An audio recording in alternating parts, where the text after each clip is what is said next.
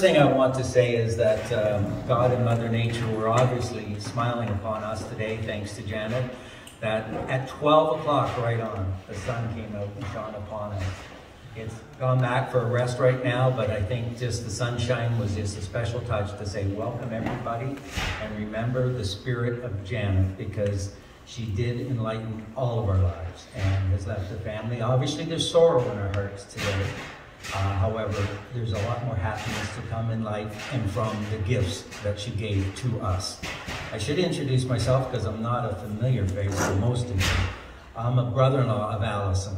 My name is Gary, and I've been associated with the Clark Goodman family from my point of view for a beautiful long time, from some of theirs too long a time. So it's today I'm honored to be able to host this celebration for Janet.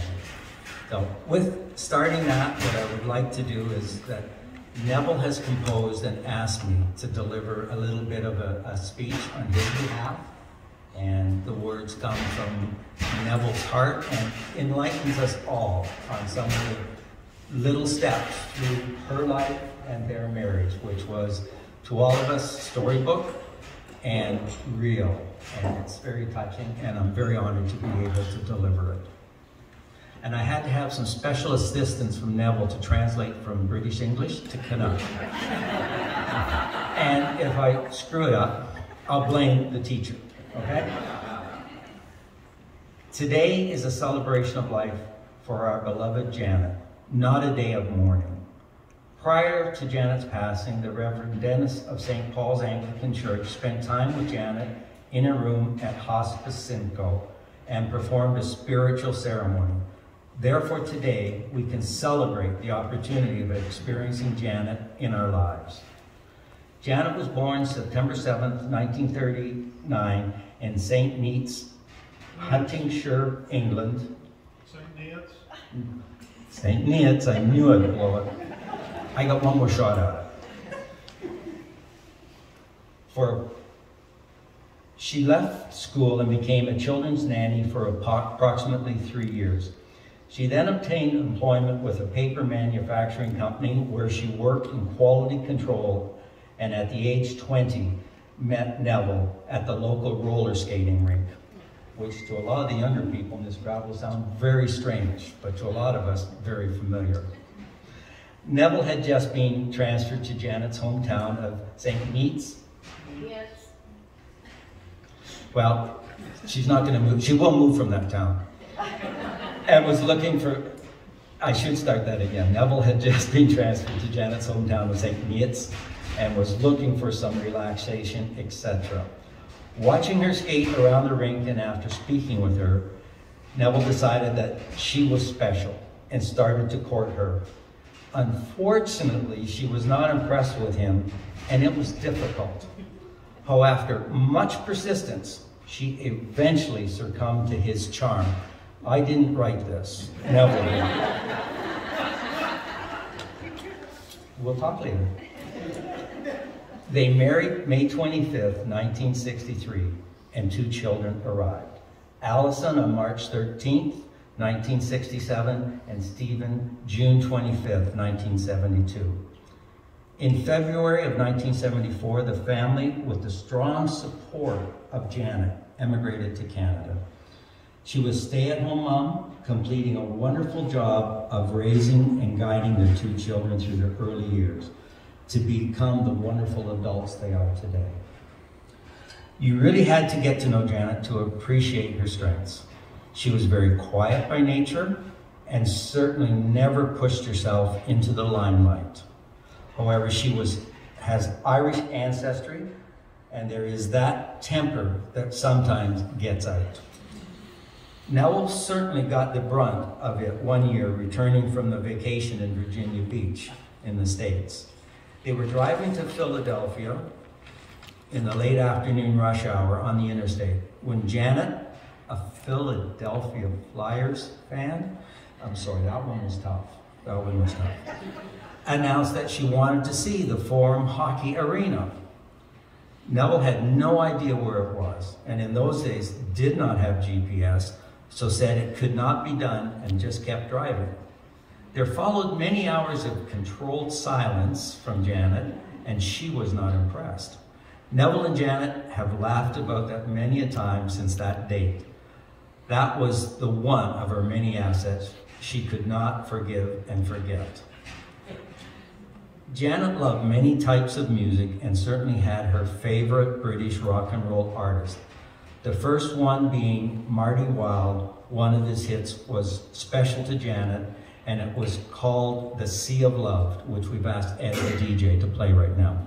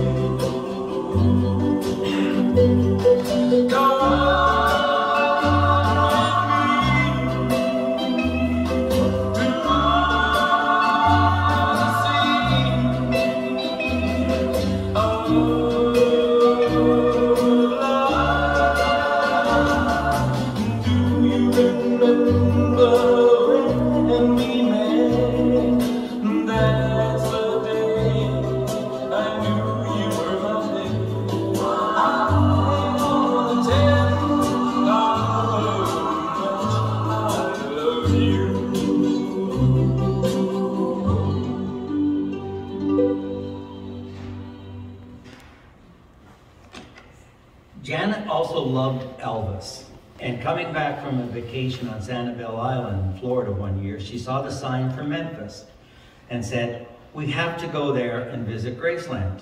So they went to Graceland. She was always grateful and really happy when we saw Elvis in concert in Detroit in April of that year that he died in 1978.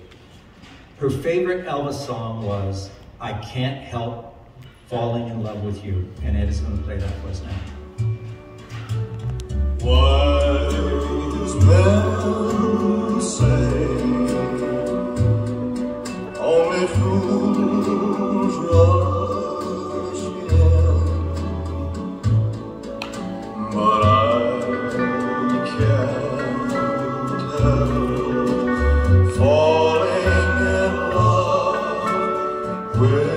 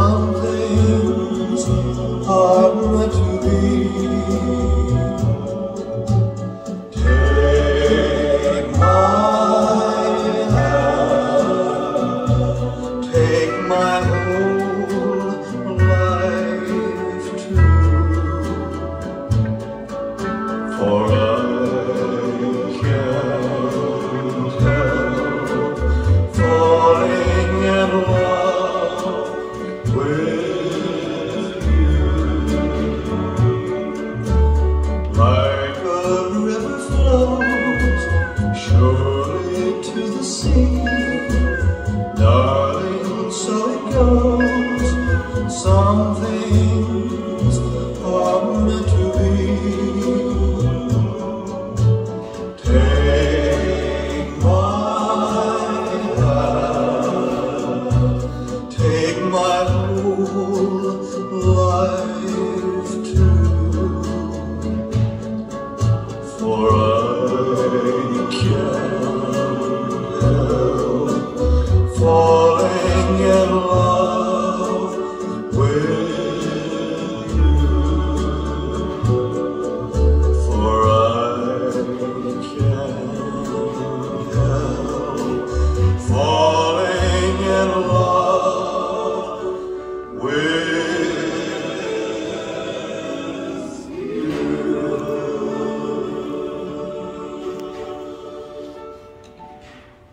Thank you, Ed. Becoming friends with her, you would find a kind-hearted, unassuming lady who placed others ahead of herself and never said a bad word about anyone. Correction. Neville was stunned when he found a posting on Facebook in which Janet called Donald Trump some terrible names. Very unlike her to do that. Janet always placed Neville and her family first. Before considering her own needs, not once in all the years that they were married did she ever complain about Neville leaving at 4 a.m. in the morning to go fishing for the day. She was always waiting with dinner, ready for his return, which wasn't always trout, and questions as to how his day went and did he catch anything. In fact, we had one or two vacations in Ontario at a cottage and spent the week fishing. Janet has a large pike on the wall, which she caught herself at Point O'Barrow, Ontario. Janet loved traveling and was fortunate to be able to spend vacations in England, Europe, many states in the USA, Cuba, and the Dominican Republic. Janet had played field hockey when in school, and ladies football, we call it soccer, in her early adult years. She enjoyed watching sports and was a keen fan of the Yankees and the Flyers. Many a night was spent watching TV sets in different rooms so that peace was maintained. Tennis was a great love of Janet's, and nothing got in the way of the TV coverage of the Wimbledon Championships. Since moving to Sandy Cove Acres, she enjoyed a busy social life, enjoying the ladies' lunch each month, also lunches with neighbors for birthdays and other occasions. Dances at the social halls became very popular, as did Sunday night bingo, even getting Neville to join her and taking her daughter and sometimes Madison, our granddaughter, as guests. Janet had a full, good life, but always said that she could have contributed more to the family if she had been employed in a career. Neville always disagreed with her, pointing out the wonderful job she had done raising our two children. Due to Neville's employment with the Midland Bank of England and the Bank of Montreal, the family had many homes in different cities.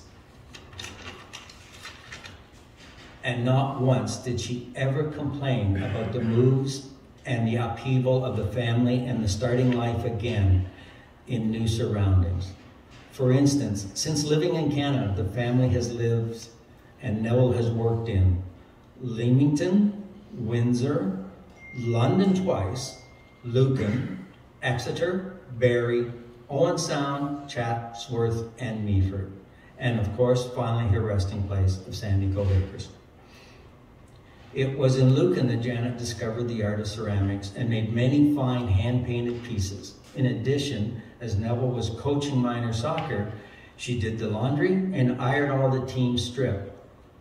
That was another translation I had to come up with. We call them uniforms. She did it after every game. So all the team had a clean, crisp uniform to wear.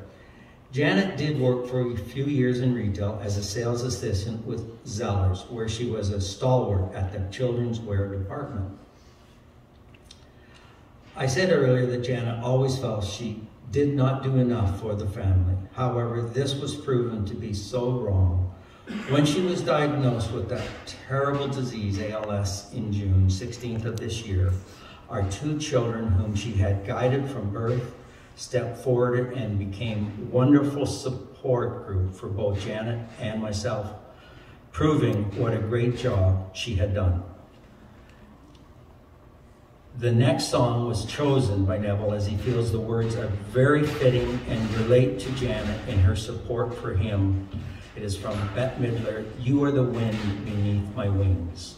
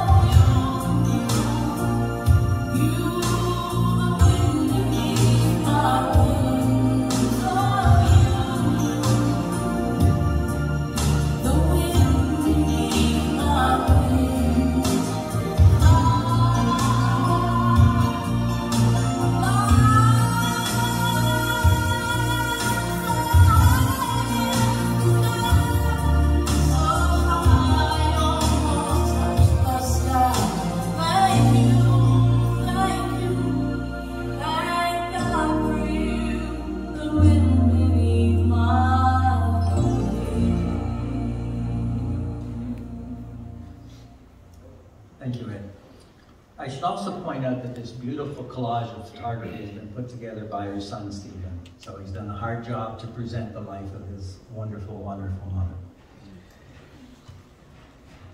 In closing, Neville is sure that Janet would approve if I was to ask that if you feel that you wish to honor her legacy, then please make a donation to the Hospice Simcoe, where they took such good care of her in her final week, or the ALS Society, who again really stepped to the plate with amazing support and services through this vicious disease.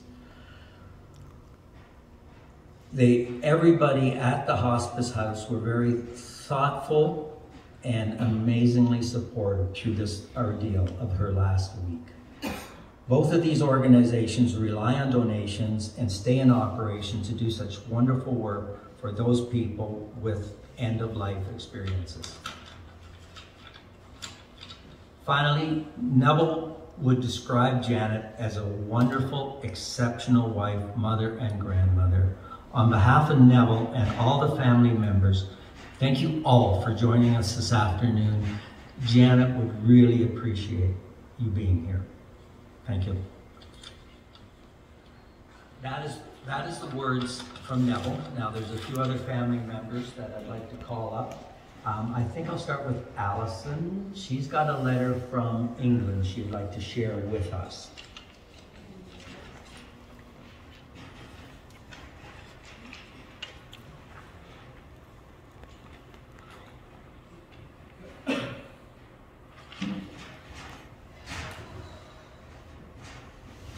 Bear with me here, I'm not a very good public speaker. My mom had a sister, her name was Adrian. Unfortunately, my Auntie Adrian passed away November the 30th, 2013. But her son Neil and his wife Lorraine, who still live in England, were unable to be with us here today. They wanted to share a few words. So this was sent from Neil and his wife Lorraine. Neil remembers that Auntie Janet made him, Leighton, and his mum laugh when she would call to Uncle Neville in the style of Sybil Fawlty from Fawlty Towers. Not sure if Uncle Neville was impressed, but he never said anything. Neil also recalls a conversation with his mum and Leighton, finding out that his mum and Auntie Janet had a little rebellious streak when they were younger. Apparently my mum would sneak my Auntie Adrian into the discos because my mum was older than my Auntie Adrian. Leighton and the rest of the family found this highly amusing. When Lorraine and Neil came to Canada to stay with my mum and dad in 1992, it was really nice to see Lorraine and Janet get along so well. Less than 5 minutes after meeting, they were off together shopping. Lorraine's mum Jean has lovely memories of Janet and recalls the time we spent together when Jean came with my mum, my cousin Neil, Lorraine, and I to Canada in 2012. While his mum was with Neville watching TV, as Lorraine mums called it, in the TV room with the fish, Janet and Jean were in the posh room that leads out to the patio.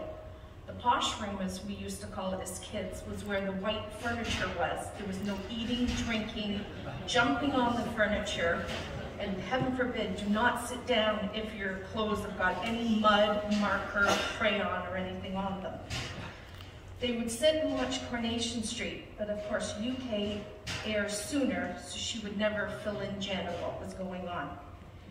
Jean and hubby John still have Janet's onions. Every week when they have their Sunday roast, after being introduced to them by Janet on her visit over here. For those of you that don't know what Janet's onions are, they're onions roasted in the oven in a glass dish. Quite simple, but they have a nickname of Janet's onions.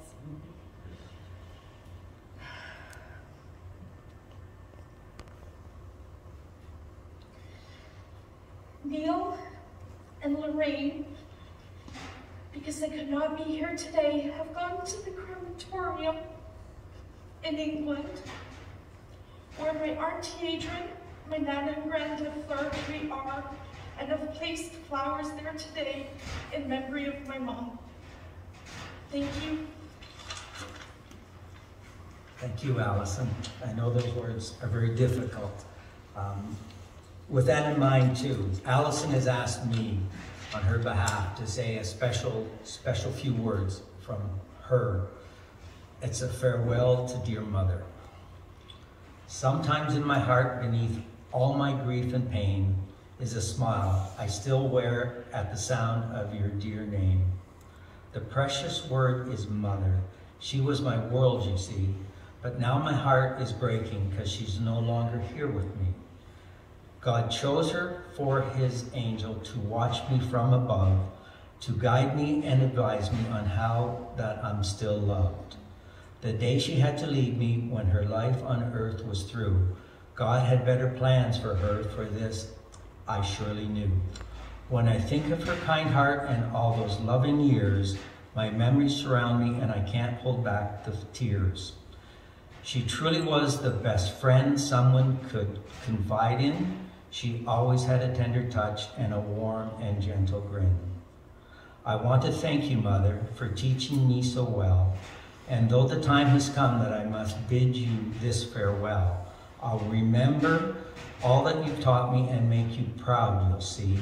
Although you've left this earth and now you've taken flight, I know that you're here with me each morning, noon, and night.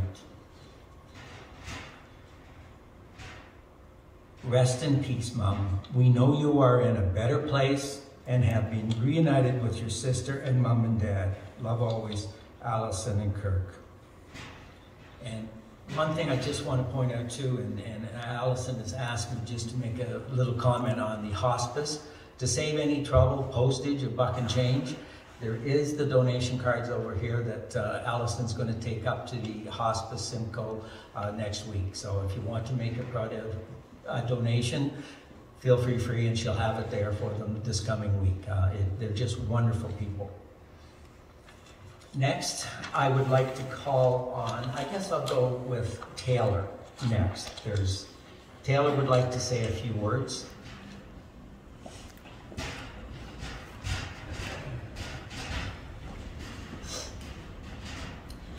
Hello, for those of you who don't know me, my name is Taylor, and I had the pleasure of being my Nana's granddaughter for just shy of 21 years.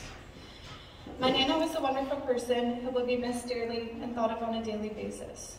From what I can remember, my Nana has always been gentle, sweet, loving, but above all, an amazing mother, wife, Nana, sister, friend, and bingo player. My favorite thing about my Nana was her sweet British accent. Anytime I got asked what my background was, I always made sure to let them know that I was English, followed probably by the fact that my grandparents had British accents and lived in England most of their life. I will never forget all the memories that I had the pleasure of sharing with her, all the Christmases, birthdays, and even the times when she came over to watch us. My Nana was one of the most gentle souls I've ever met. She loved her families and friends and always enjoyed being with them. To know her was to love her, and that was something so special about her. It wasn't too long ago that we found out she had been diagnosed with ALS. It broke my heart to see the pain that she was in. She didn't deserve the pain and suffering she dealt with, but she was a fighter and she held on for as long as she could. During the time that she was sick, I had the pleasure of spending some quality time with her. One of the symptoms from her disease was uncontrollable laughter, and although I knew it had stemmed from this disease, it was the sun peeking out from the darkest clouds, knowing at that given moment she was feeling happy. ALS has the ability to take anything anyone would ever take for granted away. One thing she never allowed this disease to rob from her was her smile and her ability to love hard. I love my Nana so much, and I will continue to love her forever. There'll never be a day that goes by that I don't think about her, that I won't wish she was here, and that I won't reminisce on the memories that we shared.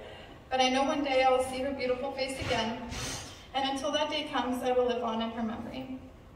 The world is a little darker without her light here on earth, but I know she is up there, dancing with the angels, listening to her favorite songs with a cup of tea in her hand.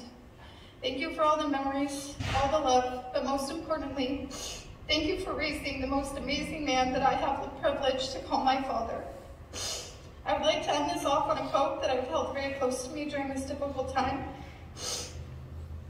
That we once enjoyed and deeply loved, we can never lose, for all that we love deeply becomes a part of us. I love you, Nana, and I hope you're resting peacefully in until we meet again, my beautiful April.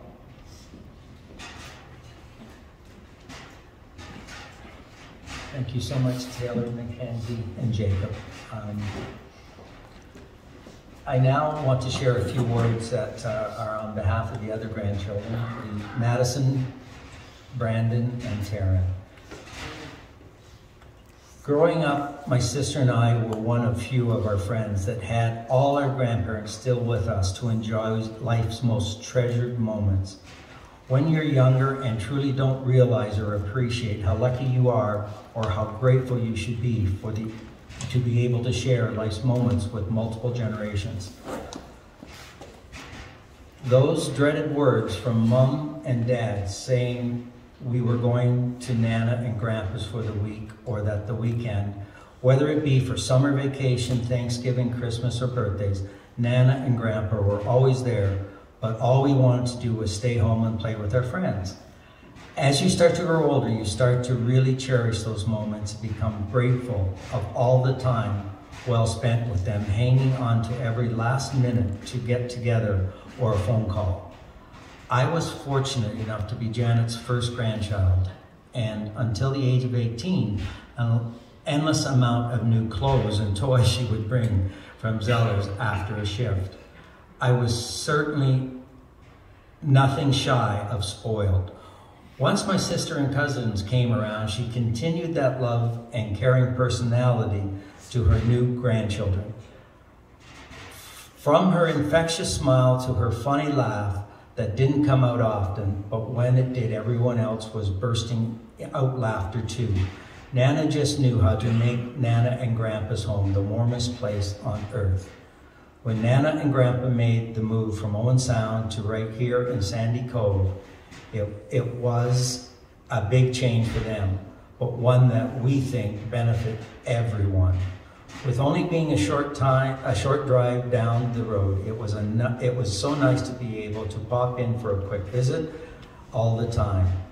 As we grew older into our teen and adult years, you start to realize just how lucky you are to just sit and have a coffee or tea with them and talk about whatever life's thrown out there that week. From Nana and Grandpa yelling each other's across the house, to turn each other's TVs down, to making sure dinner was finished, and we all were seated and ready for Coronation Street, to summer holidays sitting on the back deck, watching all the colorful birds in Owen Sound, to the countless days spent at Sauble Beach. There isn't really one specific memory that we'll remember. Nana and Mom but all the great quality time spent with her. Again, on behalf of both Brandon, Madison, and Taryn, and the Goodman family, thank you for joining us for the celebration today. Love, Nana.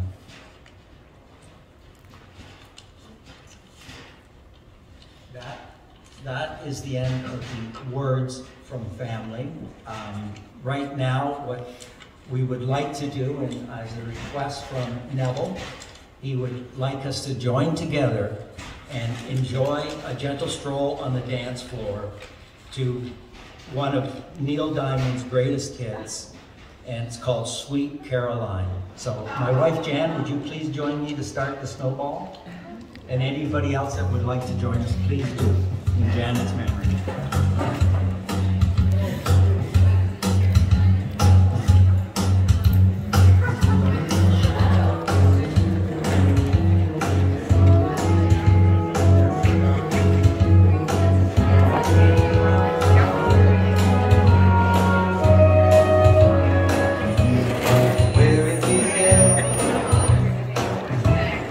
I can't begin to know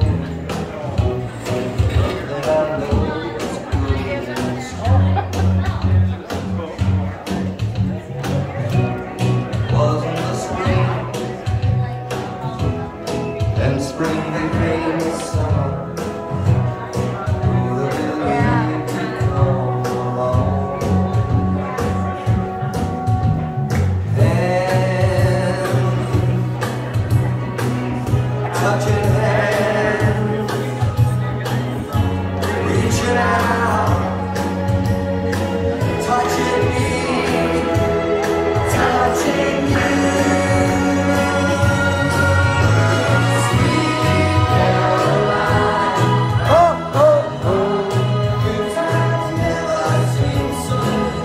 So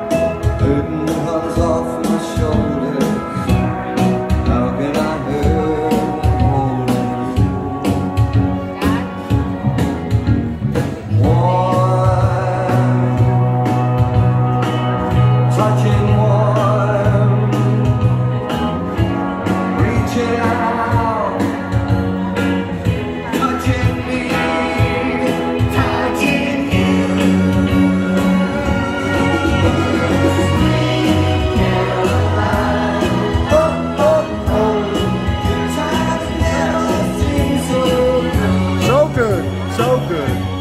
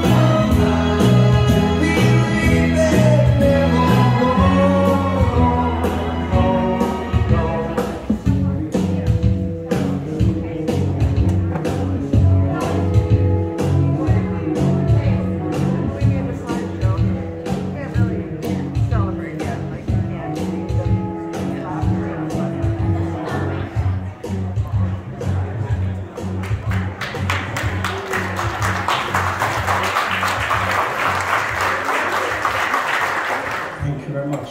All for coming. It really is appreciated. Thank you.